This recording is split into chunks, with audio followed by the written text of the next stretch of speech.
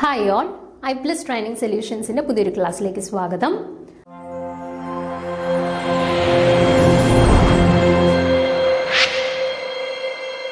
അപ്പോൾ ഇന്ന് നമ്മൾ ഡിസ്കസ് ചെയ്യാനായിട്ട് പോകുന്നത് ലാസ്റ്റ് ടൈമിൽ നടന്നിട്ടുണ്ടായിരുന്ന കെമിക്കൽ എക്സാമിനേഴ്സ് ലബോറട്ടറിയുടെ ഒരു ക്വസ്റ്റ്യൻ പേപ്പർ ഡിസ്കഷനാണ്. അപ്പം നിങ്ങൾക്കറിയാം, കെമിസ്ട്രി, അതേപോലെ തന്നെ ബയോകെമിസ്ട്രി, അതേപോലെ തന്നെ ഫോറൻസിക് സയൻസ്, ഈ മൂന്ന് സബ്ജക്ട്സും കൂടെ കമ്പൈൻ ചെയ്തിട്ടുള്ള ഒരു എക്സാം ആണ്. അപ്പോൾ ഒരു 30-40 ഈ ഒരു റേഷ്യോയിലാണ് ലാസ്റ്റ് ടൈം എക്സാമിന് ക്വസ്റ്റ്യൻസ് വന്നിട്ടുള്ളത്. 30 മാർക്ക് കെമിസ്ട്രിയിൽ നിന്നും, 30 മാർക്ക് ബയോകെമിസ്ട്രിയിൽ നിന്നും ആൻഡ് 40 മാർക്ക് ഫോറൻസിക് സയൻസിൽ നിന്നും. ഇങ്ങനെ 3 ഭാഗത്ത് നിന്നാണ് നമ്മുടെ ചോദ്യങ്ങൾ വന്നിട്ടുള്ളത്. ഓക്കെ, അപ്പം നമ്മൾ എക്സാമിന് പ്രിപ്പയർ ചെയ്യുന്ന സമയത്ത് ഇപ്പോൾ കെമിസ്ട്രിക്കാരാണെന്നുണ്ടെങ്കിൽ കെമിസ്ട്രിയെ മാത്രം ഫോക്കസ് ചെയ്തുകൊണ്ടിരുന്നാൽ കാര്യമില്ല.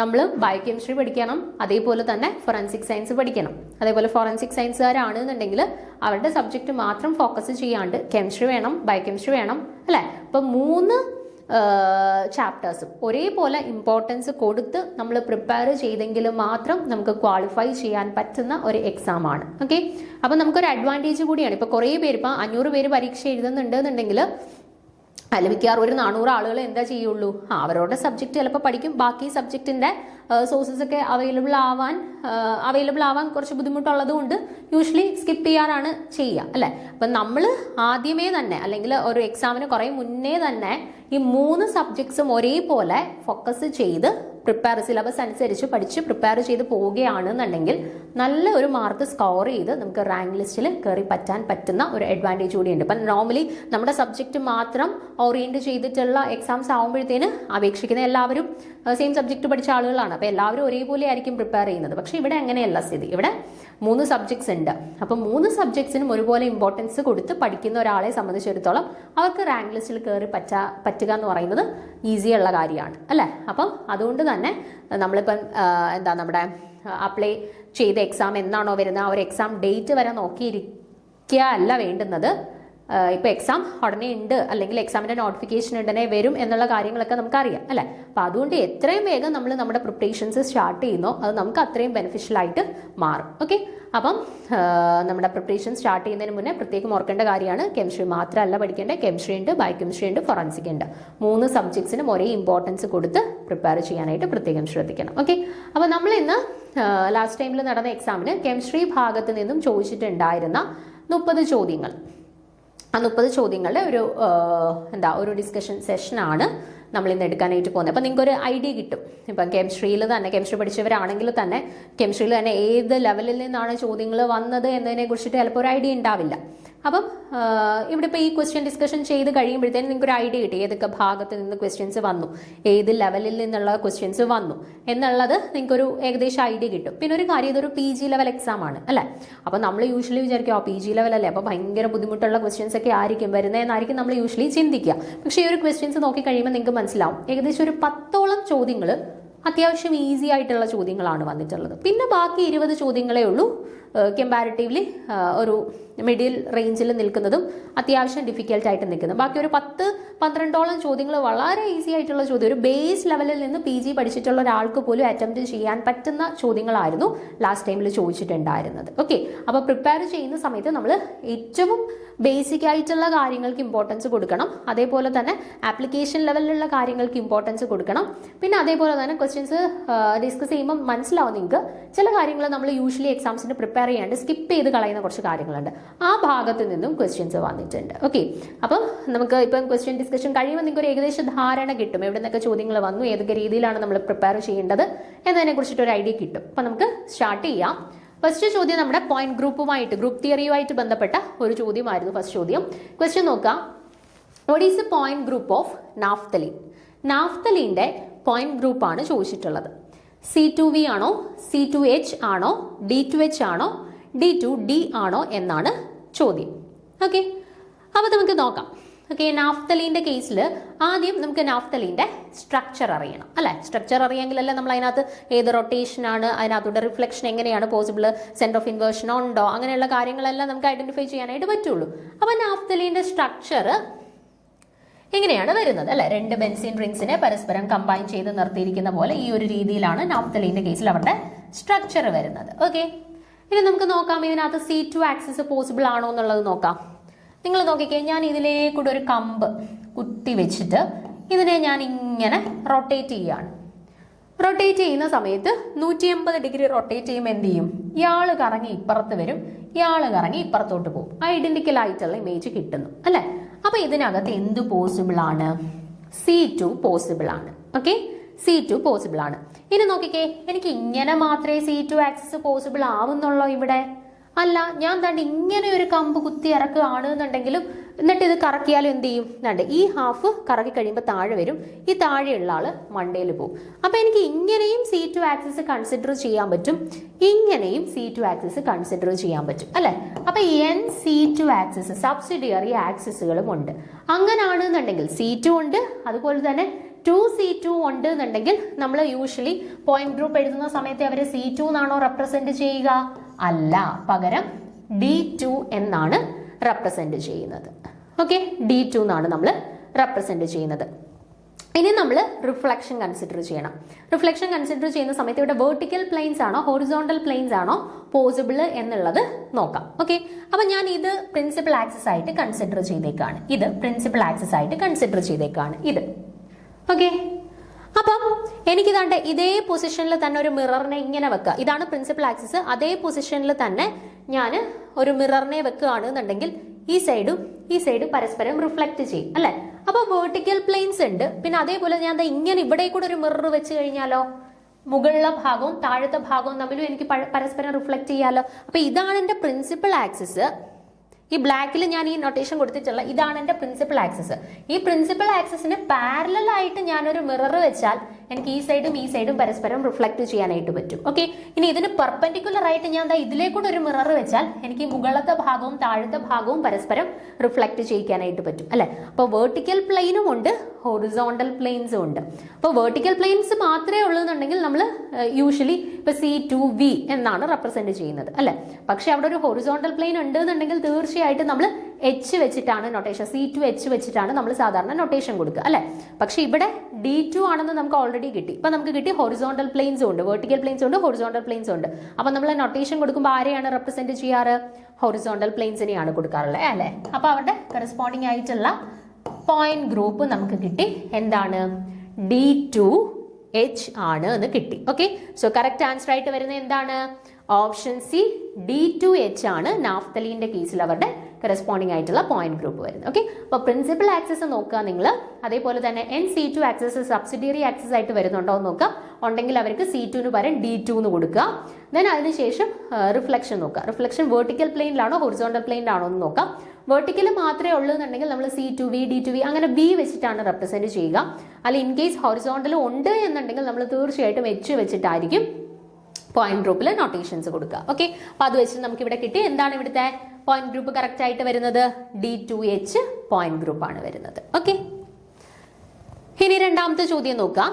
If a molecule is having the following symmetry element IR active, vibrational modes are Raman inactive and vice versa. Okay.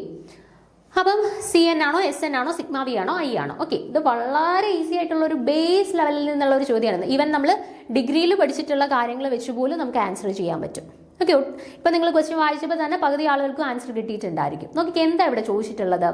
ഒരു മോളിക്യൂളില് ഈ പറഞ്ഞിട്ടുള്ളതിൽ ഏത് സിമിട്രി എലമെന്റ് ഉള്ള കണ്ടീഷനിലാണ്, ഇപ്പം CN ഉള്ളപ്പോഴാണോ SN ഉള്ളപ്പോഴാണോ സിഗ്മ V ഉള്ളപ്പോഴാണോ I ഉള്ളപ്പോഴാണോ നമ്മൾ യൂഷ്വലി പറയുക ഒരു IR ആക്റ്റീവ് ആയിട്ടുള്ള വൈബ്രേഷൻസ് രാമൻ ഇനാക്റ്റീവ് ആയിരിക്കും ആൻഡ് രാമൻ ആക്റ്റീവ് ആയിട്ടുള്ള വൈബ്രേഷൻസ് IR ഇനാക്റ്റീവ് ആയിരിക്കും. ഓക്കെ, ഇതിൽ നമ്മുടെ മോളിക്യൂളിൽ ഈ തന്നിട്ടുള്ളതിൽ ഏത് സിമിട്രി എലമെന്റ് ഉള്ള കേസിലാണ് നമ്മൾ പറയുന്നത്? ഇതാണ് ചോദ്യം. അപ്പൊ നിങ്ങൾ നോക്കിക്കേ, ഈ പറഞ്ഞ സ്റ്റേറ്റ്മെന്റ് നമ്മൾ പഠിച്ചിട്ടുള്ള ഏത് റൂളുമായിട്ട് ബന്ധപ്പെട്ട സ്റ്റേറ്റ്മെന്റ് ആയിരുന്നു? റൂൾ ഓഫ് മ്യൂച്വൽ എക്സ്ക്ലൂഷൻ പ്രിൻസിപ്പിളുമായിട്ട് ബന്ധപ്പെട്ട സ്റ്റേറ്റ്മെന്റ് ആണ് അല്ലെ. ഈ റൂൾ ഓഫ് മ്യൂച്വൽ എക്സ്ക്ലൂഷൻ പ്രിൻസിപ്പിളിനകത്ത് എന്താ പറയുന്നത്? For a centre of symmetry molecule all the IR active vibrations are Raman inactive and Raman active vibrations are IR inactive. എന്താണ് നമ്മുടെ rule of mutual exclusion principle പറയുന്നത്? ഒരു സെന്റർ ഓഫ് സിമിട്രി ഉള്ള molecule ആണ് എന്നുണ്ടെങ്കിൽ അങ്ങനെയുള്ള ഒരു മോളിക്യൂളിൽ IR ആക്റ്റീവ് ആയിട്ടുള്ള വൈബ്രേഷൻസ് എല്ലാം രാമൻ ഇനാക്റ്റീവ് ആയിരിക്കും, രാമൻ ആക്റ്റീവ് ആയിട്ടുള്ള വൈബ്രേഷൻസ് എല്ലാം IR ഇനാക്റ്റീവ് ആയിരിക്കും. അതല്ലേ നമ്മൾ റൂൾ ഓഫ് മ്യൂച്വൽ എക്സ്ക്ലൂഷൻ പ്രിൻസിപ്പിളിൽ പഠിച്ചിട്ടുള്ളത്. അപ്പോൾ ഈ IR Raman inactive, IR active Raman inactive ആയിരിക്കും, അല്ലെങ്കിൽ രാമൻ ആക്റ്റീവ് IR ഇനാക്റ്റീവ് ആയിരിക്കും എന്നുള്ളത് എങ്ങനെയുള്ള മോളിക്യൂൾസിലാണ് പോസിബിൾ ആയിട്ടുള്ളത്? സെന്റർ ഓഫ് സിമിട്രി ഉള്ള മോളിക്യൂൾസിൽ അല്ലേ. അപ്പം മോളിക്യൂൾസിൽ സെന്റർ ഓഫ് സിമിട്രി ഉണ്ട് എന്നുണ്ടെങ്കിൽ അവിടെ യൂഷ്വലി എന്തായിരിക്കും ഉള്ളത്? I അല്ലെങ്കിൽ സെന്റർ ഓഫ് ഇൻവേർഷൻ ഉള്ള മോളിക്യൂൾസിലായിരിക്കും അല്ലേ. അപ്പൊ I എന്ന് പറയുന്നത് എന്താ? ആക്ച്വലി സെന്റർ ഓഫ് ഇൻവേർഷൻ അല്ലെങ്കിൽ സെന്റർ ഓഫ് സിമിട്രി അല്ലേ സൂചിപ്പിക്കുന്നത്. അപ്പം I ഉള്ള മോളിക്യൂൾസിലല്ലേ ഈ ഒരു കണ്ടീഷൻ സാറ്റിസ്ഫൈ ചെയ്യത്തുള്ളൂ rule of mutual exclusion principle പ്രകാരം. ഓക്കെ, അപ്പോൾ the principle of mutual exclusion states that for molecule with a centre of symmetry അല്ലാന്നുണ്ടെങ്കിൽ inversion centre vibrational modes that are IR active are Raman inactive and vice versa. Okay, അപ്പം നമുക്ക് വളരെ easy ആയിട്ട് answer കിട്ടിയ എന്താണ്? Option D I എന്ന് പറയുന്നതാണ് correct answer. അപ്പോൾ ഇത് നമ്മുടെ ഈ ചോദ്യങ്ങളുടെ കൂട്ടത്തിൽ വളരെ ഈസി ആയിട്ടുള്ള ഒരു ചോദ്യമായിരുന്നു. നമുക്ക് ഷുവർ ആയിട്ട് എല്ലാവർക്കും മാർക്ക് സ്കോർ ചെയ്യാൻ പറ്റുന്ന ഒരു ചോദ്യമായിരുന്നു. ഓക്കെ, ഇനി അടുത്ത ചോദ്യത്തിലോട്ട് പോവാം. അപ്പോൾ നോക്കിക്കേ, നിങ്ങൾ നമ്മുടെ ഗ്രൂപ്പ് തിയറി ആയിട്ട് ബന്ധപ്പെട്ട് 2 ചോദ്യങ്ങൾ ചോദിച്ചിട്ടുണ്ടായിരുന്നു അല്ലേ. അപ്പോൾ ഗ്രൂപ്പ് തിയറി അത്യാവശ്യം ഇമ്പോർട്ടൻ്റ് ആണ്. പിന്നെ ഗ്രൂപ്പ് തിയറി നിങ്ങൾ പഠിക്കുന്ന സമയത്ത് ഇപ്പോൾ എല്ലാ മോളിക്യൂൾസിന്റെ കേസിലും അവരുടെ പോയിന്റ് ഗ്രൂപ്പ് പ്രെഡിക്റ്റ് ചെയ്യുക എന്ന് പറയുന്നത് എല്ലാവരെയും സംബന്ധിച്ചിടത്തോളം ചിലപ്പം ഈസി ആയിരിക്കത്തില്ല. കാരണം 3 ഡയമെൻഷനിലി ഒക്കെ നമുക്ക് അസ്യൂം ചെയ്യണം. അപ്പോൾ ചിലരെ സംബന്ധിച്ചിടത്തോളം അത് കുറച്ച് ബുദ്ധിമുട്ടായിരിക്കും. അപ്പോൾ അങ്ങനെയാണെന്നുണ്ടെങ്കിൽ നിങ്ങൾ അത്യാവശ്യം മോളിക്യൂൾസിന്റെ പോയിന്റ് ഗ്രൂപ്പ് കാണാതെങ്കിലും പഠിച്ചു വെച്ചേക്കുന്നത് നല്ലതാണ്. നമുക്ക് PG ലെവലുള്ള മിക്ക എക്സാംസിനും പോയിന്റ് ഗ്രൂപ്പ് ഡിറ്റർമിനേഷനുമായിട്ട് ബന്ധപ്പെട്ട ഒരു ചോദ്യം ഉണ്ടായിരിക്കും. അപ്പം നിങ്ങൾ അത്യാവശ്യം പ്രധാനപ്പെട്ട കോമ്പൗണ്ട്സിൻ്റെ ഒക്കെ ഒന്ന് കാണാതെങ്കിലും പഠിച്ചിരിക്കുന്നത് വളരെ നല്ലതാണ് കേട്ടോ. നമുക്ക് ചോദിക്കാൻ സാധ്യതയുള്ള ഒരു പോർഷൻ കൂടിയാണ്. ഓക്കെ, അപ്പോൾ ഇനി നമുക്ക് മൂന്നാമത്തെ ചോദ്യത്തിലോട്ട് പോവാം. ഇത് നമ്മുടെ സ്പെക്ട്രോസ്കോപ്പി, റൊട്ടേഷണൽ സ്പെക്ട്രോസ്കോപ്പിയായിട്ട് ബന്ധപ്പെട്ട ചോദ്യമാണ്. സ്പെക്ട്രോസ്കോപ്പിയായിട്ട് ബന്ധപ്പെട്ട് ഒരു 3ഓളം ചോദ്യങ്ങൾ ചോദിച്ചിട്ടുണ്ടായിരുന്നു. ഓർഗാനിക് സ്പെക്ട്രോസ്കോപ്പി, നമ്മുടെ എന്താണ് ഇനോർഗാനിക് എല്ലാം ആയിട്ട് ബന്ധപ്പെട്ട് ഇൻക്ലൂഡ് ചെയ്തുകൊണ്ട് ഒരു 3ഓളം ചോദ്യങ്ങൾ ഈ ഒരു എക്സാമിന് തന്നെ ചോദിച്ചിട്ടുണ്ടായിരുന്നു. അതിൽ വളരെ സിമ്പിൾ ആയിട്ടുള്ള നമ്മുടെ ഡിഗ്രി ലെവൽ എക്സാംസിന് ചോദിക്കുന്ന ഒരു ചോദ്യമായിരുന്നു. നോക്കിക്കേ, which of the following molecule does not show rotational spectrum? Question വായിച്ചപ്പോൾ തന്നെ ആൻസർ കിട്ടിയിട്ടുണ്ടായിരിക്കും അല്ലേ. ഓപ്ഷൻ നോക്കിക്കേ, HCl ഉണ്ട്, IF ഉണ്ട്, CO ഉണ്ട്, H2 ഉണ്ട്. ഇതിൽ റൊട്ടേഷണൽ സ്പെക്ട്രം തരാത്ത molecule, do not show rotational spectrum എന്നാണ് ചോദിച്ചിട്ടുള്ളത്. അപ്പോൾ നമുക്ക് റൊട്ടേഷണൽ സ്പെക്ട്രം കാണിക്കാനുള്ള കണ്ടീഷൻ എന്താണ് എന്നുള്ളത് അറിഞ്ഞിരിക്കണം. അതേപോലെ വൈബ്രേഷണൽ സ്പെക്ട്രം കാണിക്കാനുള്ള കണ്ടീഷൻ നിങ്ങൾ പഠിച്ചിരിക്കണം. ഓക്കെ, അതേപോലെ NMR ആക്റ്റീവ് ആവാനായിട്ടുള്ള കണ്ടീഷൻ ഉണ്ട്, ESR ആക്റ്റീവ് ആവാനായിട്ടുള്ള കണ്ടീഷൻ ഉണ്ട്. അതൊക്കെ നമുക്ക് ചാപ്റ്റേഴ്സ് പഠിക്കുന്ന സമയത്ത് ഡീറ്റെയിൽ ആയിട്ട് പറയാം. ഇവിടെ ഈ ഒരു ചോദ്യമായിട്ട് ബന്ധപ്പെട്ട് നിങ്ങളൊരു മോളിക്യൂൾ റൊട്ടേഷനിൽ ആക്റ്റീവ് ആവാനായിട്ടുള്ള കണ്ടീഷനും അറിഞ്ഞിരിക്കണം. അതേപോലെ തന്നെ വൈബ്രേഷണലി ആക്റ്റീവ് ആവാനായിട്ടുള്ള കണ്ടീഷനും നോക്കി വെച്ചിരിക്കുക. അപ്പോൾ എന്താണ് ഒരു മോളിക്യൂൾ, എന്താണ് ഈ റൊട്ടേഷണൽ സ്പെക്ട്രോസ്കോപ്പി എന്ന് പറയുന്നത്? റൊട്ടേഷണൽ സ്പെക്ട്രോസ്കോപ്പിയെ തന്നെയാണ് നമ്മൾ മൈക്രോവേവ് സ്പെക്ട്രോസ്കോപ്പി എന്നും പറയുന്നത്. ഓക്കെ, റൊട്ടേഷണൽ സ്പെക്ട്രോസ്കോപ്പി തന്നെയാണ് നമ്മൾ മൈക്രോവേവ് സ്പെക്ട്രോസ്കോപ്പി എന്നും പറയുന്നത്. കാരണം നമ്മളവിടെ മൈക്രോവേവ് റേഡിയേഷൻസിനെ യൂസ് ചെയ്ത് ഒരു റൊട്ടേഷണൽ എനർജി ലെവലിൽ നിന്നും അടുത്ത റൊട്ടേഷണൽ എനർജി ലെവൽസിലേക്ക് ട്രാൻസിഷൻസ് നടത്തുകയാണ്. ഓക്കെ, അപ്പോൾ നമ്മളവിടെ യൂസ് ചെയ്യുന്ന റേഡിയേഷൻസ് മൈക്രോവേവ് റീജിയനിലുള്ള റേഡിയേഷൻസ് ആയതുകൊണ്ട് തന്നെ റൊട്ടേഷണൽ സ്പെക്ട്രോസ്കോപ്പിയെ നമ്മൾ മൈക്രോവേവ് സ്പെക്ട്രോസ്കോപ്പി എന്ന് വിളിക്കുന്നു. ഓക്കെ, ഇനി എന്തുകൊണ്ടാണ് റൊട്ടേഷണൽ സ്പെക്ട്രോസ്കോപ്പി എന്നുള്ള പേര് വന്നത്? കാരണം നമ്മൾ മൈക്രോവേവ് റേഡിയേഷൻസ് കൊടുക്കുമ്പോൾ ഒരു റൊട്ടേഷണൽ എനർജി ലെവലിൽ നിന്ന് അടുത്ത റൊട്ടേഷണൽ എനർജി ലെവലിലോട്ടാണ് ട്രാൻസിഷൻസ് നടക്കുന്നത്. അതുകൊണ്ടാണ് ആ ഒരു പേര് അവർക്ക് ലഭിച്ചത്. ഓക്കെ, അപ്പം ഇവിടെ ഇമ്പോർട്ടൻ്റ് ആയിട്ടുള്ള പോയിന്റ് കൊടുത്തിട്ടുണ്ട്. ഇനി essential condition for a molecule to be rotational active എന്താണ്? The molecule should have a permanent dipole moment. ഒരു മോളിക്യൂളിന് ഒരു പെർമനന്റ് ആയിട്ടുള്ള ഡൈപോൾ മൊമെന്റ് ഉണ്ട് എങ്കിൽ മാത്രമേ ആ മോളിക്യൂൾ റൊട്ടേഷണലി ആക്റ്റീവ് മോളിക്യൂൾ ആണ് എന്ന് പറയാനായിട്ട് പറ്റുള്ളൂ. ഇപ്പൊ എക്സാമ്പിൾ നോക്കുകയാണെന്നുണ്ടെങ്കിൽ HCl, CO, NO ഇവരുടെ എല്ലാ കേസിൽ ഒരു പെർമനന്റ് ആയിട്ടുള്ള ഡൈപോൾ മൊമെന്റ് ഉണ്ട് അല്ലേ. കാരണം ഹൈഡ്രജന് ക്ലോറിന് രണ്ടുപേരും തമ്മിൽ ഇലക്ട്രോനെഗറ്റിവിറ്റി ഡിഫറൻസ് നല്ല രീതിയിലുണ്ട് അല്ലേ. COA, നൈട്രജൻ, ഓക്സിജൻ ഇവരെല്ലാം തമ്മിൽ ഇലക്ട്രോനെഗറ്റിവിറ്റി ഡിഫറൻസ് ഉണ്ട്. അതുകൊണ്ട് തന്നെ ഒരു ഡൈപോൾ മൊമെന്റ് എക്സിസ്റ്റ് ചെയ്യുന്നുണ്ട്. സോ ഒരു പെർമനന്റ് ഡൈപോൾ മൊമെന്റ് ഉള്ള മോളിക്യൂൾസ് ആണ് ഈ കൊടുത്തിട്ടുള്ള ആളുകളെല്ലാം. സോ ഇവർക്ക് എല്ലാവരും എന്ത് കാണിക്കും? പെർമനന്റ് ഡൈപോൾ മൊമെന്റ് ഉള്ളത് കൊണ്ട് തന്നെ റൊട്ടേഷണലി ആക്റ്റീവ് ആയിരിക്കും, റൊട്ടേഷണൽ സ്പെക്ട്രം തരും. ഓക്കെ, ഇനി നമ്മൾ ഹോമോന്യൂക്ലിയർ diatomic molecule H2, Cl2, F2 ഇവരെയൊക്കെ കൺസിഡർ ചെയ്യുമ്പം ഇവർക്കിടയിൽ ഒരു ഇലക്ട്രോനെഗറ്റിവിറ്റി ഡിഫറൻസ് ഉണ്ടോ? ഇല്ല. ഇങ്ങോട്ട് എത്രയാണോ ഡൈപോൾ മൊമെന്റ് അത്രയും തന്നെയാണ് ഓപ്പോസിറ്റ് ഡയറക്ഷൻ. ഇൻ എഫക്റ്റ് നോക്കുകയാണെന്നുണ്ടെങ്കിൽ അത് ക്യാൻസൽഡ് ഔട്ട് ചെയ്തിട്ട് ഡൈപോൾ മൊമെന്റിന്റെ വാല്യൂ എന്തായിട്ട് മാറുള്ളൂ? 0 ആയിട്ടേ മാറുള്ളൂ. അപ്പോൾ ഹോമോന്യൂക്ലിയർ diatomic molecule H2 O2, F2, N2 ഇവരെല്ലാം സംബന്ധിച്ചിടത്തോളം അവരുടെ ഡൈപോൾ മൊമെന്റിന്റെ വാല്യൂ 0 ആണ്. സോ അവരൊന്നും എന്ത് കാണിക്കുന്നില്ല, റൊട്ടേഷണൽ സ്പെക്ട്രം കാണിക്കുന്നില്ല. ഇനിയിപ്പോൾ CO2 എടുത്തു കഴിഞ്ഞാലോ ലീനിയർ ഷേപ്പ് ആണ് അല്ലെ. അപ്പൊ ഇങ്ങോട്ടുള്ള ഡൈപോൾ മൊമെന്റ് എന്താണോ അത്രയും തന്നെയാണ് ഓപ്പോസിറ്റ് ഡയറക്ഷനിൽ. ഇങ്ങോട്ട് +2 ആണെന്നുണ്ടെങ്കിൽ ഇങ്ങോട്ട് -2 ആണ്. ഇൻ എഫക്ട് എന്താണ് അവരുടെ വാല്യൂ 0 ആണ്. അപ്പൊ CO2 എന്ന് പറയുന്നത് ഒരു ഹോമോന്യൂക്ലിയർ ഡയറ്റോമിക് മോളിക്യൂൾ ഒന്നും അല്ല, എങ്കിൽ പോലും അവരുടെ രണ്ട് സൈഡിലോട്ടുമുള്ള ഡൈപോൾ മൊമെന്റ് ഈക്വൽ ആണ്. സോ അത് പരസ്പരം ക്യാൻസൽഡ് ഔട്ട് ചെയ്ത് 0 ആയിട്ട് മാറും. അപ്പൊ ലീനിയർ മോളിക്യൂൾസിനെ സംബന്ധിച്ചിടത്തോളം ഇതുപോലെ ഡൈപോൾ മൊമെന്റിന്റെ വാല്യൂ 0 ആയിട്ട് അത് റൊട്ടേഷണലി ഇനാക്റ്റീവ് ആയിട്ട് മാറാറുണ്ട്. ഓക്കെ, ഇനി എന്താണ് വൈബ്രേഷണൽ സ്പെക്ട്രോസ്കോപ്പി എന്ന് പറയുമ്പോൾ? വൈബ്രേഷണൽ സ്പെക്ട്രോസ്കോപ്പിയെ തന്നെയാണ് നമ്മൾ IR സ്പെക്ട്രോസ്കോപ്പി എന്ന് പറയുന്നത്. ഓക്കെ, കാരണം വൈബ്രേഷണൽ സ്പെക്ട്രോസ്കോപ്പിയിൽ നമ്മൾ യൂസ് ചെയ്യുന്ന റേഡിയേഷൻസ് എന്ന് പറയുന്നത് ഇൻഫ്രാറെഡ് റേഡിയേഷൻസ് ആണ്. അതുകൊണ്ടാണ് വൈബ്രേഷണൽ സ്പെക്ട്രോസ്കോപ്പി നമ്മൾ IR സ്പെക്ട്രോസ്കോപ്പി എന്നും കൂടി പറയുന്നത്. ഇനി IR സ്പെക്ട്രോസ്കോപ്പിയിൽ ആക്ച്വലി എന്താ നടക്കുന്നത്? ഒരു വൈബ്രേഷണൽ എനർജി ലെവലിൽ നിന്നും അടുത്ത വൈബ്രേഷണൽ എനർജി ലെവലിലേക്ക് ട്രാൻസിഷൻസ് നടക്കുകയാണ്. അതുകൊണ്ടാണ് അതിനെ വൈബ്രേഷണൽ സ്പെക്ട്രോസ്കോപ്പി എന്നും കൂടെ പറയുന്നത് കേട്ടോ. IR റേഡിയേഷൻസ് കൊടുക്കുന്ന സമയത്ത് ഡിഫറെന്റ് വൈബ്രേഷണൽ എനർജി ലെവൽസിന്റെ ഇടയിലാണ് ട്രാൻസിഷൻസ് നടക്കുന്നത്. ഓക്കെ, ഇനി ഒരു മോളിക്യൂൾ വൈബ്രേഷണലി ആക്റ്റീവ് ആവാനായിട്ടുള്ള കണ്ടീഷൻ എന്താണ്? The molecule should show a change in dipole moment. Okay, അപ്പം റൊട്ടേഷണലി ആക്റ്റീവ് ആവാനായിട്ടുള്ള condition molecule should possess a permanent dipole moment ആയിരുന്നു എന്നുണ്ടെങ്കിൽ, വൈബ്രേഷണലി ആക്റ്റീവ് ആവാനായിട്ടുള്ള condition the molecule should have a change in dipole moment. മോളിക്യൂളിന്റെ കേസിൽ there should be change in dipole moment. അങ്ങനെയാണെന്നുണ്ടെങ്കിൽ molecule എന്താണെന്ന് പറയാം? വൈബ്രേഷണലി ആക്റ്റീവ് ആണ്, അല്ലെങ്കിൽ IR ആക്റ്റീവ് ആണെന്ന് പറയാം. അപ്പൊ HCl, CO, NO പോലെയുള്ള മോളിക്യൂൾസിന്റെ എല്ലാവരുടെയും കേസിൽ ഒരു ചേഞ്ച് ഇൻ ഡൈപോൾ മൊമെന്റ് ഉണ്ടല്ലോ, അല്ലെങ്കിൽ ഒരു ഡൈപോൾ മൊമെന്റ് എക്സിസ്റ്റ് ചെയ്യുന്നുണ്ടല്ലോ. അതുകൊണ്ട് തീർച്ചയായിട്ടും ഒരു ചേഞ്ച് ഇൻ ഡൈപോൾ മൊമെന്റ് ഉണ്ട്. ഈ മോളിക്യൂൾസ് എല്ലാം എന്തായിട്ട് കൺസിഡർ ചെയ്യാം? IR ആക്റ്റീവ് അല്ലെങ്കിൽ വൈബ്രേഷണലി ആക്റ്റീവ് ആയിട്ട് കൺസിഡർ ചെയ്യാം. പക്ഷേ H2, N2, O2 നേരത്തെ പറഞ്ഞ പോലെ ഹോമോന്യൂക്ലിയർ മോളിക്യൂൾസ് നമ്മുടെ റൊട്ടേഷണലി ആക്റ്റീവ് അല്ല എന്ന് പറഞ്ഞു, അതേപോലെ തന്നെ വൈബ്രേഷണലിയും ആക്റ്റീവ് അല്ല. പക്ഷേ CO2ന്റെ കേസ് എടുത്തു കഴിഞ്ഞാൽ CO2ന്റെ കേസിൽ നമ്മൾ പറഞ്ഞു ഒരു പെർമനന്റ് ഡൈപോൾ മൊമെന്റ് ഇല്ലാത്തത് കൊണ്ട് തന്നെ അത് റൊട്ടേഷണലി ഇനാക്റ്റീവ് ആണ് എന്ന് പറഞ്ഞു അല്ലെ. പക്ഷെ വൈബ്രേഷണലി നോക്കുമ്പോഴത്തേനോ ഇവരുടെ കേസിൽ സ്ട്രെച്ചിങ്, അൺസിമെട്രിക്കൽ സ്ട്രെച്ചിങ് നടക്കുന്ന സമയത്ത് നോക്കിക്കേ, ഇവരുടെ ബോണ്ട് ഇങ്ങനെയാവും. ഒരു ബോണ്ട് നല്ല രീതിയിൽ സ്ട്രെച്ച് ചെയ്യും അല്ലെ. അപ്പൊ അവരുടെ ഇൻഎഫക്റ്റ് ഡൈപോൾ മൊമെന്റിന്റെ വാല്യൂ എന്തായിട്ട് മാറും? 0 ആയിട്ട് മാറും അല്ല, ഒരു പർട്ടിക്കുലർ വാല്യൂ കാണും അല്ലെ. അപ്പം അൺസിമെട്രിക് വൈബ്രേഷൻസ് ഒക്കെ നടക്കുന്ന കേസസിൽ കാർബൺ ഡയോക്സൈഡ് എന്തായിട്ട് മാറാറുണ്ട്? സിമെട്രിക് വൈബ്രേഷൻ ആണെങ്കിൽ അവിടെയും ചേഞ്ച് ഇൻ ഡൈപോൾ മൊമെന്റ് ഇല്ല, അത് വൈബ്രേഷണലി ഇനാക്റ്റീവ് ആണ്. പക്ഷെ അൺസിമെട്രിക്കൽ ആയിട്ടുള്ള സ്ട്രെച്ചിങ് വൈബ്രേഷൻസ് നടക്കുന്ന സമയത്ത് CO2 എന്തായിട്ട് മാറാറുണ്ട്? IR ആക്റ്റീവ് ആയിട്ട് മാറാറുണ്ട്. അപ്പൊ CO2 കംപ്ലീറ്റ്ലി റൊട്ടേഷണലി ഇനാക്റ്റീവ് ആണ്, പക്ഷെ കംപ്ലീറ്റ്ലി വൈബ്രേഷണലി ഇനാക്റ്റീവ് ആണ് എന്ന് പറയാൻ പറ്റത്തില്ല. ചില കണ്ടീഷൻസിൽ ആക്റ്റീവ് ആവാറുണ്ട്, ചില കണ്ടീഷൻസിൽ ഇനാക്റ്റീവുമാണ്. ഓക്കെ, അപ്പൊ ഇത്രയും കാര്യങ്ങൾ നിങ്ങൾ ബേസിക് ആയിട്ട് റൊട്ടേഷണൽ ആൻഡ് വൈബ്രേഷണൽ സ്പെക്ട്രോസ്കോപ്പിയായിട്ട് ബന്ധപ്പെട്ടൊന്ന് മനസ്സിലാക്കിയിരിക്കുക. അപ്പൊ ഇവിടെ കറക്റ്റ് ആൻസർ എന്താണ്? വളരെ ഈസി ആയിട്ടുള്ള ഒരു ചോദ്യമായിരുന്നു. എല്ലാവരും മാർക്ക് സ്കോർ ചെയ്തിട്ടുണ്ടായിരിക്കും. H2 ആയിരുന്നു.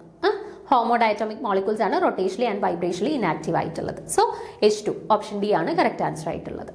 ഓക്കെ, അടുത്ത ചോദ്യത്തിലോട്ട് പോവാം. നാലാമത്തെ ചോദ്യം, ഇതും സ്പെക്ട്രോസ്കോപ്പി റിലേറ്റഡ് ആയിട്ടുള്ള ചോദ്യമാണ്. വളരെ ഇമ്പോർട്ടൻ്റ് ആയിട്ടുള്ള, വളരെ ഇമ്പോർട്ടൻ്റ് എന്നല്ല, ഇമ്പോർട്ടൻ്റ് മീൻസ് എല്ലാ എക്സാംസിനും ഈ ഒരു ഡിഗ്രീസ് ഓഫ് ഫ്രീഡം അല്ലെങ്കിൽ വൈബ്രേഷണൽ ഡിഗ്രീസ് ഒക്കെ കണക്കാക്കാനായിട്ടുള്ള ചോദ്യമുണ്ട്. അതുകൊണ്ട് ഇമ്പോർട്ടൻ്റ് ആണെന്ന് പറഞ്ഞതാണ്. അതേപോലെ തന്നെ ഭയങ്കര ഈസി ആയിട്ടുള്ള ഒരു ചോദ്യമായിരുന്നു. ബേസ് ലെവലിൽ നിന്നുള്ള ചോദ്യമാണ്. എല്ലാവരും സ്കോർ ചെയ്തിട്ടുള്ള ഒരു ചോദ്യം കൂടിയായിരിക്കും. ഓക്കെ, നിങ്ങൾ ചോദ്യം ഒന്ന് വായിച്ചു നോക്കിയാൽ, നിങ്ങളൊരു നോർമലി ഏതൊരു കെമിസ്ട്രി PSC എക്സാമിന് പ്രിപ്പയർ ചെയ്യുന്ന ഒരാളാണെങ്കിൽ പോലും, ഇപ്പം ഡിഗ്രി ലെവൽ ആയിക്കോട്ടെ PG ലെവൽ ആയിക്കോട്ടെ, നിങ്ങൾ ബേസിക് ആയിട്ട് നോക്കിയിട്ടുള്ള ഒരു ചോദ്യമായിരിക്കും ഇത്. ഒത്തിരി PSC എക്സാംസിന് ചോദിച്ചിട്ടുള്ള ചോദ്യം അതേപോലെ എടുത്ത് റിപ്പീറ്റ് ചെയ്ത് ചോദിച്ചേക്കാണ്. നോക്കിക്കേ, എന്താണ്? Number of vibrational modes in CO2. Carbon ഡയോക്സൈഡിനകത്ത് എത്ര വൈബ്രേഷണൽ മോഡ്സ് ഉണ്ട് എന്നാണ് ചോദ്യം. 4 ആണോ 3 ആണോ 2 ആണോ 1 ആണോ? ഓക്കെ, അപ്പൊ നമുക്ക് നോക്കാം.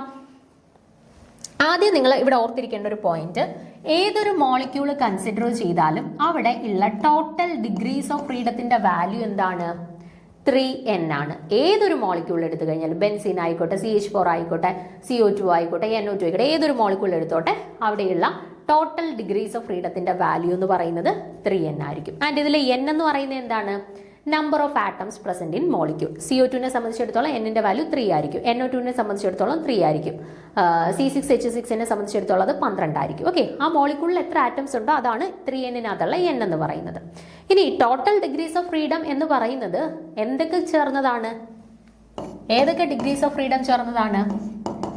Translational degrees of freedom, rotational degrees of freedom, vibrational degrees of freedom. Okay, അപ്പൊ ഈ total 3N degrees of freedom എന്ന് പറയുന്നത് ട്രാൻസ്ലേഷണൽ ഡിഗ്രീസ് ഓഫ് ഫ്രീഡത്തിന്റെയും റൊട്ടേഷണൽ ഡിഗ്രീസ് ഓഫ് ഫ്രീഡത്തിന്റെയും വൈബ്രേഷണൽ ഡിഗ്രീസ് ഓഫ് ഫ്രീഡത്തിന്റെയും കൂടെ കോമ്പിനേഷൻ ആണ്. ഓക്കെ, ഇനി നമ്മൾ ഏതോ ഒരു മോളിക്യൂൾ എടുത്താലും, ഒരു ഡയറ്റോമിക് മോളിക്യൂൾ ആയിക്കോട്ടെ, ഒരു ട്രയറ്റോമിക് മോളിക്യൂൾ ആയിക്കോട്ടെ, ഏത് മോളിക്യൂൾ കൺസിഡർ ചെയ്താലും അവിടെയുള്ള ട്രാൻസ്ലേഷണൽ ഡിഗ്രീസ് ഓഫ് ഫ്രീഡത്തിന്റെ വാല്യൂ എത്രയാണ്? 3 ആണ്. ഓക്കെ, ആ മോളിക്യൂളിൽ 3 ട്രാൻസ്ലേഷൻ, ഏത് മോളിക്യൂൾ, ഡയറ്റോമിക് ആയിക്കോട്ടെ, ട്രയറ്റോമിക് ആയിക്കോട്ടെ, ഹെറ്ററോറ്റോമിക് ആയിക്കോട്ടെ, എന്തോ ആയിക്കോട്ടെ, അവർക്ക് 3 ട്രാൻസ്ലേഷണൽ ഡിഗ്രീസ് ഓഫ് ഫ്രീഡം ഉണ്ടായിരിക്കും. ഇനി റൊട്ടേഷണൽ ഡിഗ്രീസ് ഓഫ് ഫ്രീഡത്തിലോട്ട് വരുന്ന സമയത്ത് നമ്മൾ 2 കണ്ടീഷൻസ് എടുക്കണം. ലീനിയർ മോളിക്യൂളിനെ എടുക്കണം, നോൺ ലീനിയർ മോളിക്യൂളിനെയും കൺസിഡർ ചെയ്യണം. ലീനിയർ മോളിക്യൂളിനെ സംബന്ധിച്ചിടത്തോളം 2 റൊട്ടേഷണൽ ഡിഗ്രീസ് ഓഫ് ഫ്രീഡം ആയിരിക്കും ഉള്ളത്. ആൻഡ് നോൺ ലീനിയർ മോളിക്യൂളിനെ സംബന്ധിച്ചിടത്തോളം അവർക്ക് 3 റൊട്ടേഷണൽ ഡിഗ്രീസ് ഓഫ് ഫ്രീഡം ഉണ്ടായിരിക്കും. ഓക്കെ, ലീനിയർ മോളിക്യൂളിന് 2ഉം നോൺ ലീനിയർ മോളിക്യൂൾസിന് 3 റൊട്ടേഷണൽ ഡിഗ്രീസ് ഓഫ് ഫ്രീഡവും ഉണ്ടായിരിക്കും. ഓക്കെ, അങ്ങനെയാണെന്നുണ്ടെങ്കിൽ വൈബ്രേഷണൽ ഡിഗ്രീസ് ഓഫ് ഫ്രീഡം കണ്ടുപിടിക്കാൻ എന്ത് ചെയ്താൽ മതി? ടോട്ടൽ ഡിഗ്രീസ് ഓഫ് ഫ്രീഡത്തിൽ നിന്നും ട്രാൻസ്ലേഷണലിനെയും റൊട്ടേഷണലിനെയും അങ്ങ് കുറച്ചാൽ മതി. നമുക്ക് എന്ത് കിട്ടും? വൈബ്രേഷണൽ ഡിഗ്രീസ് ഓഫ് ഫ്രീഡം കിട്ടും. അതായത് ലീനിയറിന്റെ കേസിലും നോൺ ലീനിയറിന്റെ കേസിലും നമുക്കൊന്ന് നോക്കാം. ലീനിയറിന്റെ കേസിൽ ടോട്ടൽ ഡിഗ്രീസ് ഓഫ് ഫ്രീഡം എന്ന് പറയുന്നത് 3N ആയിരുന്നു അല്ലെ? അതിൽ നിന്നും ട്രാൻസ്ലേഷനെയും റൊട്ടേഷനെയും കുറയ്ക്കണം. എത്ര ട്രാൻസ്ലേഷൻ ഉണ്ടായിരുന്നു? 3. എത്ര റൊട്ടേഷൻ ഉണ്ടായിരുന്നു? 2. 3 2 5. അപ്പൊ 3N - 5 vibrational degrees of freedom ആണ് ലീനിയർ മോളിക്യൂൾസിന്റെ കേസിലുള്ളത്. ഇനി നോൺ ലീനിയർ മോളിക്യൂൾസിന്റെ കേസ് ആകുമ്പോഴത്തേനോ 3 ട്രാൻസ്ലേഷണൽ ഡിഗ്രീസ് ഓഫ് ഫ്രീഡവും ഉണ്ട്, 3 വൈബ്രേഷണൽ ഡിഗ്രീസ് ഓഫ് ഫ്രീഡവും ഉണ്ട്, റൊട്ടേഷണൽ ഡിഗ്രീസ് ഓഫ് ഫ്രീഡം ഉണ്ട്. അപ്പം 3 3 6. 3N-ൽ നിന്നും എത്ര കുറയ്ക്കണം? 6 6 കുറയ്ക്കണം അല്ലെ? അപ്പം നോക്കിക്കേ, ട്രാൻസ്ലേഷണൽ ഡിഗ്രീസ് ഓഫ് ഫ്രീഡം ഏത് മോളിക്യൂൾ എടുത്താലും 3 എണ്ണമാണ്. Rotational degrees of freedom linear diatomic linear മോളിക്യൂൾസിനെ സംബന്ധിച്ചിടത്തോളം 2 എണ്ണം ഉണ്ട്, നോൺ ലീനിയർ മോളിക്യൂൾസിനെ സംബന്ധിച്ചിടത്തോളം 3 എണ്ണം ഉണ്ട്. വൈബ്രേഷണൽ ഡിഗ്രീസ് ഓഫ് ഫ്രീഡം ലീനിയറിനെ സംബന്ധിച്ചിടത്തോളം 3N - 5ഉം നോൺ ലീനിയറിനെ സംബന്ധിച്ചിടത്തോളം 3N - 6ഉമാണ്. ഓക്കെ, ഇത്രയും കാര്യങ്ങൾ ഒന്ന് പഠിച്ചു വെച്ചിരുന്നാൽ മതി. എത്രയാണ് ടോട്ടൽ ഡിഗ്രീസ് ഓഫ് ഫ്രീഡം? ഓരോന്നിലും ട്രാൻസ്ലേഷനിൽ എത്ര, ഓരോന്നിലും റൊട്ടേഷനിൽ എത്ര, ഓരോന്നിലും വൈബ്രേഷനിൽ എത്ര. ഓക്കെ ആണേ? അപ്പൊ ഇത്രയും കാര്യങ്ങൾ ബേസിക് ആയിട്ട് നിങ്ങൾ അറിഞ്ഞിരിക്കുക. ഓക്കെ, ആ കാര്യങ്ങൾ തന്നെയാണ് ഞാൻ ഇവിടെ പറഞ്ഞിട്ടുള്ളത്. ജസ്റ്റ് ഒന്ന് വായിച്ചു നോക്കിയാൽ മതി. സെയിം കാര്യങ്ങൾ തന്നെയാണ് പറഞ്ഞിട്ടുള്ളത്. അപ്പൊ എന്താണ്ട് ഫൈനലി എടുത്ത് എഴുതിയിട്ടുണ്ട്. നോൺ ലീനിയർ മോളിക്യൂൾസിനെ സംബന്ധിച്ചിടത്തോളം 3N - 6 fundamental degrees of freedom ഉണ്ടായിരിക്കും, അല്ലെ വൈബ്രേഷണൽ ഡിഗ്രീസ് ഓഫ് ഫ്രീഡം ഉണ്ടായിരിക്കും. ലീനിയർ മോളിക്യൂൾസിനെ സംബന്ധിച്ചിടത്തോളം 3N - 5 ഡിഗ്രീസ് ഓഫ് ഫ്രീഡവും ഉണ്ടായിരിക്കും. ഇനിയും ഇതും കൂടെ അഡീഷണലി ഒന്ന് നോക്കി വെച്ചേക്കാം. നമുക്ക് ചിലപ്പോൾ PG ലെവലിലുള്ള എക്സാംസിന് ചിലപ്പോൾ ചോദിക്കാം മോളിക്യൂളിൽ സ്ട്രെച്ചിങ് വൈബ്രേഷൻസ് എത്ര, അല്ലെങ്കിൽ ബെൻഡിങ് വൈബ്രേഷൻസ് എത്ര. നമ്മൾ നോർമലി ടോട്ടൽ വൈബ്രേഷണൽ ഡിഗ്രീസ് അല്ലേ കണക്കാക്കുന്നുള്ളൂ. അതിൽ നിന്നും അവർ സ്പെസിഫിക് ആയിട്ട് ചിലപ്പോൾ ചോദിച്ചേക്കാം സ്ട്രെച്ചിങ് വൈബ്രേഷൻസിനെ കണക്കാക്കുക, അല്ലെങ്കിൽ ബെൻഡിങ് വൈബ്രേഷൻസിനെ കണക്കാക്കുക എന്ന് പറഞ്ഞിട്ട് സ്പെസിഫിക് ആയിട്ട് നമുക്ക് ചിലപ്പോൾ PG എക്സാംസിന് ചോദിച്ചേക്കാം. അങ്ങനെ ചോദിക്കുകയാണെന്നുണ്ടെങ്കിൽ നിങ്ങൾ യൂസ് ചെയ്യേണ്ട ഇക്വേഷൻ ആണ് ഈ പറഞ്ഞിട്ടുള്ളത്. സ്ട്രെച്ചിങ് വൈബ്രേഷൻ കണക്കാക്കാനായിട്ടുള്ള ഇക്വേഷൻ N - 1 ആണ്. N എന്ന് പറഞ്ഞാൽ ഇപ്പൊ CO2നെ സംബന്ധിച്ചിടത്തോളം N-ന്റെ വാല്യൂ എന്താണ്? 3 ആണ് അല്ലെ? അപ്പൊ 3 - 1 2 സ്ട്രെച്ചിങ് വൈബ്രേഷൻസ് ഉണ്ട്. ഓക്കെ, ഇനിയിപ്പം ബെൻഡിങ് വൈബ്രേഷൻസിനെ കണക്കാക്കാനായിട്ട് ലീനിയർ മോളിക്യൂൾസ് ആണെന്നുണ്ടെങ്കിൽ 2N - 4ഉം നോൺ ലീനിയർ മോളിക്യൂൾസ് ആണെന്നുണ്ടെങ്കിൽ 2N - 5ഉം. ഓക്കെ, അപ്പൊ ഈ 5 ഇക്വേഷൻസ് നിങ്ങൾ നിർബന്ധമായിട്ട് ഓർത്ത് വെച്ചിരിക്കുക. ലീനിയർ മോളിക്യൂൾസിന്റെ കേസിൽ total vibrational degrees of freedom 3N - 5, non ലീനിയറിന്റെ കേസിൽ 3N - 6. ഇനി സ്ട്രെച്ചിങ് വൈബ്രേഷൻസ് കണക്കാക്കാനാണ് ചോദ്യമെങ്കിൽ N - 1, ആൻഡ് ബെൻഡിങ് വൈബ്രേഷൻ ആണെന്നുണ്ടെങ്കിൽ ലീനിയറിന്റെ കേസിൽ 2N - 4ഉം നോൺ ലീനിയറിന്റെ കേസിൽ 2N - 5ഉം. ഓക്കെ, ഈ 5 ഇക്വേഷൻസും ഓർത്ത് വെച്ചേക്കുക. ഇനി നോക്കിക്കേ, നമുക്കിവിടെ ചോദിച്ചിട്ടുള്ളത് ആരുടെ കേസ് ആയിരുന്നു ചോദ്യത്തിനകത്ത്? നമുക്കിവിടെ ചോദിച്ചിട്ടുള്ളത് കാർബൺ ഡയോക്സൈഡിന്റെ കേസാണ്, CO2. CO2 എന്ന് പറഞ്ഞാൽ നമുക്കറിയാം എങ്ങനെയുള്ള മോളിക്യൂൾ ആണ്? ലീനിയർ മോളിക്യൂൾ ആണ് അല്ലേ? അപ്പൊ ലീനിയർ മോളിക്യൂളിന്റെ കേസിൽ വൈബ്രേഷണൽ ഡിഗ്രീസ് ഓഫ് ഫ്രീഡം കണക്കാക്കാനായിട്ടുള്ള ഇക്വേഷൻ എന്താണ്? 3N - 5 ആണ്. N എന്ന് പറയുന്നത് എത്രയാണ് ഇവിടെ ടോട്ടൽ? ഒരു കാർബണും 2 ഓക്സിജനും 3 പേരുണ്ട് അല്ലേ? അപ്പൊ 3n എന്ന് പറയുന്നത് 3 × 3 which is equal to 9. അപ്പൊ 3n - 5 എന്ന് പറയുന്നത് 9 - 5 which is equal to എന്താണ്? 4 എന്ന് കിട്ടി അല്ലേ? അപ്പൊ എല്ലാവരും ആൻസർ ചെയ്തിട്ടുണ്ടായിരിക്കും. ഓപ്ഷൻ എ 4 എന്നുള്ളതാണ് ഇവിടെ കറക്റ്റ് ആൻസർ ആയിട്ട് വരുന്നത്. Okay, option A 4. അതേപോലെ നിങ്ങൾ പല വ്യത്യസ്ത തരത്തിലുള്ള മോളിക്യൂൾസ്, ഇപ്പോൾ H2O എടുക്കുന്നു, അല്ലെങ്കിൽ C6H6 എടുക്കുന്നു, അങ്ങനെ വ്യത്യസ്ത തരത്തിലുള്ള മോളിക്യൂൾസ് എടുത്തിട്ട് ഒന്ന് ചെയ്ത് നോക്കുക. ഇനിയിപ്പോൾ ഈ ചോദ്യത്തിൽ തന്നെ നിങ്ങൾക്ക് ഇപ്പോൾ ചോദിച്ചിരുന്നത് വാട്ടറിന്റെ കേസ് ആയിരുന്നു എങ്കിൽ നിങ്ങൾ എങ്ങനെ ചെയ്തേനെ? വാട്ടറിന്റെ കേസിൽ ഓർത്ത് നോക്കുക. വാട്ടർ ലീനിയർ ആണോ? അല്ല, വാട്ടർ ബെൻഡ് ഷേപ്പിൽ നോൺ ലീനിയർ ആയിട്ടുള്ള മോളിക്യൂളാണ്. അപ്പോൾ നോൺ ലീനിയർ മോളിക്യൂൾസിനെ സംബന്ധിച്ചിടത്തോളം അവരുടെ വൈബ്രേഷണൽ ഡിഗ്രീസ് ഓഫ് ഫ്രീഡം കണക്കാക്കാനായിട്ടുള്ള ഇക്വേഷൻ 3n - 6 ആണ്. ആൻഡ് 3n വാല്യൂ എന്ന് പറയുന്നത് എത്രയാണ്? 3 × 3 പേരല്ലേ, 9 - 6 3 എന്ന് വന്നതാണ് കേട്ടോ. അപ്പൊ CO2ന്റെ H2ന്റെ കേസിൽ മൊത്തത്തിൽ 3 പേരാണെന്നുണ്ടെങ്കിലും വൈബ്രേഷണൽ ഡിഗ്രീസ് ഓഫ് ഫ്രീഡം CO2ൽ 4 ഉണ്ട്, വാട്ടറിൽ 3 ഉള്ളൂ. റീസൺ ഇതാണ്, ഒരാൾ ലീനിയർ ആണ്, മറ്റേയാൾ നോൺ ലീനിയർ ആണ്. ഓക്കെ, ക്ലിയർ ആണല്ലോ? അടുത്ത ചോദ്യത്തിലോട്ട് പോവാം. 5ാമത്തെ ചോദ്യം നമ്മുടെ ക്വാണ്ടം മെക്കാനിക്സുമായിട്ട് ബന്ധപ്പെട്ട ചോദ്യമാണ്. പക്ഷെ വലിയ ബുദ്ധിമുട്ടുള്ള ചോദ്യമൊന്നുമല്ല, അത്യാവശ്യം ഈസി ആയിട്ടുള്ള ഒരു ചോദ്യം തന്നെയാണ്. നോക്കിക്കേ. If A and B are two operators which commute with one another, then the commutator operator A, B is called dash operator. Hermitian operator ആണോ, ലീനിയർ ഓപ്പറേറ്റർ ആണോ, സീറോ ഓപ്പറേറ്റർ ആണോ, ലാപ്ലേഷ്യൻ ഓപ്പറേറ്റർ ആണോ? ഇതാണ് ചോദ്യം. അപ്പൊ നോക്കിക്കേ, ഇവിടെ തന്നിട്ടുള്ള കാര്യം ഇതാണ്. If A and B are two operators which commute with one another. അപ്പൊ എയും ബിയും പരസ്പരം കമ്മ്യൂട്ട് ചെയ്യുന്നുണ്ട്. ഓക്കെ, എയും ബിയും പരസ്പരം കമ്മ്യൂട്ട് ചെയ്യുന്നുണ്ട്. അപ്പൊ എയും ബിയും പരസ്പരം കമ്മ്യൂട്ട് ചെയ്യുന്നുണ്ട് എങ്കിൽ അവിടെ നിന്ന് നമുക്ക് മനസ്സിലാവുന്ന ഒരു സാധനം എന്താണ്? AB = PA ആയിരിക്കും അല്ലെ? എ ബി എന്ന് പറയുന്ന 2 ആളുകൾ പരസ്പരം കമ്മ്യൂട്ട് ചെയ്യുന്നുണ്ട് എന്നുണ്ടെങ്കിൽ AB = BA എന്ന് നമുക്ക് അസ്യൂം ചെയ്യാം. ഇനി ഇവിടെ പറഞ്ഞിട്ടുണ്ട് കമ്മ്യൂട്ടേറ്റർ ഓപ്പറേറ്റർ AB. AB എന്ന് പറയുന്ന കമ്മ്യൂട്ടേറ്റർ ഓപ്പറേറ്ററിനെ നമുക്ക് എങ്ങനെ എഴുതാം? AB - BA എന്ന് എടുക്കാം അല്ലെ? പക്ഷെ since it is commute with each other എന്ന് ചോദ്യത്തിൽ തന്നിട്ടുണ്ട്, ആൻഡ് കമ്മ്യൂട്ട് ചെയ്യുന്നുണ്ടെങ്കിൽ AB-യും BA-യും തുല്യമാണ് അല്ലെ? അപ്പൊ AB - BA നമുക്ക് എങ്ങനെ എഴുതാം? AB - AB എന്ന് തന്നെ വേണമെങ്കിൽ എഴുതാം, which is equal to എന്താണ്? 0 എന്ന് കിട്ടി. ഓക്കെ, അപ്പൊ കമ്മ്യൂട്ടേറ്റർ ഓഫ് AB എന്ന് പറയുന്നതിന്റെ കറസ്പോണ്ടിങ് ആയിട്ടുള്ള വാല്യൂ നമുക്ക് എന്ത് കിട്ടി? 0 എന്ന് കിട്ടി. ഓക്കെ, സോ ഇവിടെ കറക്റ്റ് ആൻസർ ആയിട്ട് വരുന്നത് എന്താണ്? ഓപ്ഷൻ സി 0 ആണ് കേട്ടോ. അതുകൊണ്ട് ഇവിടെ കൊടുത്തിട്ടുണ്ട് if to operators A and B commute with each other then we can write AB = BA. And നമുക്കിവിടെ കണ്ടുപിടിക്കാനായിട്ടുള്ളത് കമ്മ്യൂട്ടേറ്റർ AB-നെയാണ് നമുക്ക് കണ്ടുപിടിക്കാനായിട്ടുള്ളത്. അതെന്തുകൊണ്ടാണ് നമുക്ക് 0 ഓപ്പറേറ്റർ ആയിട്ട് കിട്ടിയത്? ബിക്കോസ് കമ്മ്യൂട്ടേറ്റർ AB-യെ നമുക്ക് AB - BA എന്ന് എഴുതാം. ആൻഡ് ഇത് പരസ്പരം കമ്മ്യൂട്ട് ചെയ്യുന്നത് കൊണ്ട് തന്നെ AB-യും BA-യും തുല്യമാണ്. ഇത് 2 ആണെങ്കിൽ ഇതും 2 ആണ്. അപ്പൊ 2 - 2 എന്താ കിട്ടുക? 0 ആണ്. ഓക്കെ, സോ നമുക്ക് ഇവിടെ കറക്റ്റ് ആൻസർ ആയിട്ട് വരുന്നത് ഓപ്ഷൻ സി 0 എന്നാണ്. ഓക്കെ ആണേ? അപ്പൊ ഈ 5 ചോദ്യങ്ങളും വലിയ ബുദ്ധിമുട്ടുണ്ടായിരുന്നോ?